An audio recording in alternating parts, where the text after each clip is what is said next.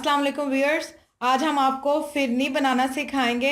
इसके लिए हमने एक प्याली भीगे हुए चावल का इस्तेमाल किया। इसको हमने 2 से 3 घंटे पहले भिगोकर रख दिया है और इसके साथ दूध और चीनी ली है।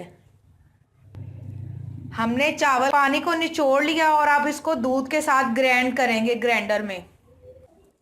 हम चावल डाल लेंगे, ये देखें, और इसके अंदर दूध शामिल करें। ये देखें, इस तरह अब आप इसके अंदर दूध शामिल कर दें। जितनी ज़रूरत होगी हम दूध को साथ साथ डालते जाएंगे ग्राइंड करने के लिए चावलों। ये अब आप देख सकते हैं कि हमने दूध उबलने के लिए रख दिया है। जैसे ही दूध को एक उबाल आएगा हम उसके अंदर जो चावल का हमने पेस्ट बनाया दूध में, इसके अंदर चावल शामिल कर देंगे और चम्मच हिलाते जाएंगे। देखें जी, दूध को उबाल आ गया। अब इसके अंदर हम चावल शामिल करेंगे। इस तरह आप इसमें सारे चावल शामिल कर लेंगे और अब इसके अंदर हम चम्मच हिलाते जाएंगे। चम्मच को हमने नहीं रोकना वरना इसकी गुठलियां बनती जाएंगी।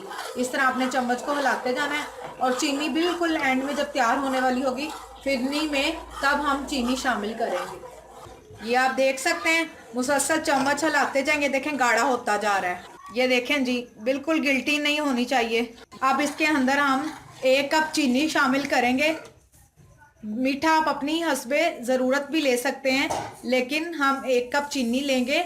हमने आधी प्याली चावल भिगोए थे, इसलिए हम 1 कप चीनी लेंगे और चम्मच को मुसलसल आप रखते जाएं। देखें जी, फिरनी साथ साथ गाढ़ी भी हो रही है, आपको दिखा सकते हैं। ये देखें कितनी गाढ़ी हो गई है। ये देखें, अब ये बिल्कुल रेडी हो गई है। अब हम इसको निकाल लेंगे, डिश आउट कर लेंगे।